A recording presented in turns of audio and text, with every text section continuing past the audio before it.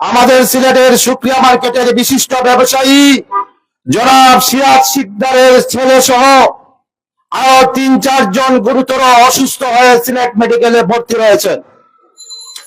আজকে এতদিন হয়ে গেল, যেহেতু থানায় মামলা হওয়ার পরেও আজ পর্যন্ত খুনি চক্র এবং সন্ত্রাসীকে প্রশাসনের পক্ষ থেকে কাউকে গ্রেফতার করা হয়নি। অনেকে আমাদেরকে প্রশ্ন করেন, এটা কি পুলিশের প্রশাসনের ব্যর্থতা নাকি পুলিশের খামখেয়ালি? আমি প্রশাসনের কোনো ব্যর্থতা দেখতে পাই না, কারণ গত ৩-৪ দিন আগে রায়নগরে একটি ট্রিপল মার্ডারের সংঘটিত হয়। সেই মার্ডারের খুনিকে যদি ৫ ঘন্টার ভিতরে প্রশাসন গ্রেফতার করতে পারে, তাহলে মা বাবার একমাত্র সন্তান কিশোর রিফাতের খুনিদেরকে ধরতে এত সময় লাগবে কেন? আসসালামু আলাইকুম ওয়া রাহমাতুল্লাহি ওয়া বারাকাতুহু। আলহামদুলিল্লাহ কাফা ওয়া সালামুন আলা ইবাদিহিল্লাযিনা ইসতাফা আম্মা বা'দ।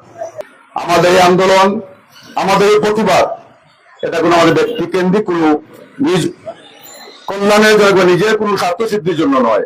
আমরা এখানে দাঁড়িয়েছি আমাদের এক ছোট্ট শিশু যে এখনো প্রাপ্তবয়স্ক হয়নি, সেই রিফাতকে যারা নির্মমভাবে হত্যা করেছে, তাদেরকে আজ এতদিন হয়ে গেল, কিন্তু আমরা আশ্চর্যবোধ হই প্রশাসন এখনো কোনো আসামি গ্রেফতার করতে পারেনি।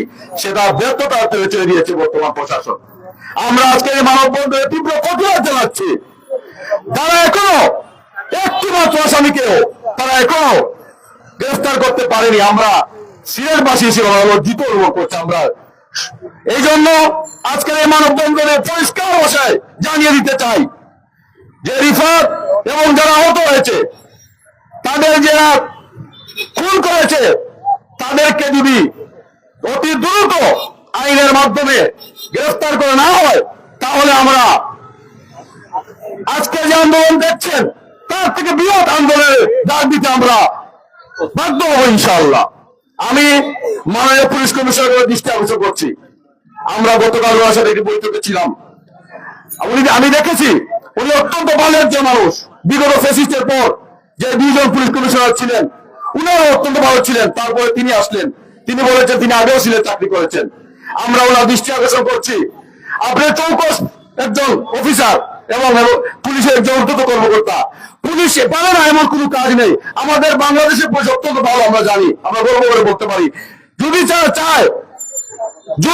চায়, আমরা মনে করি ইনশাআল্লাহ অতি দ্রুত রিফাত হত্যাকারীরা গ্রেফতার হবে।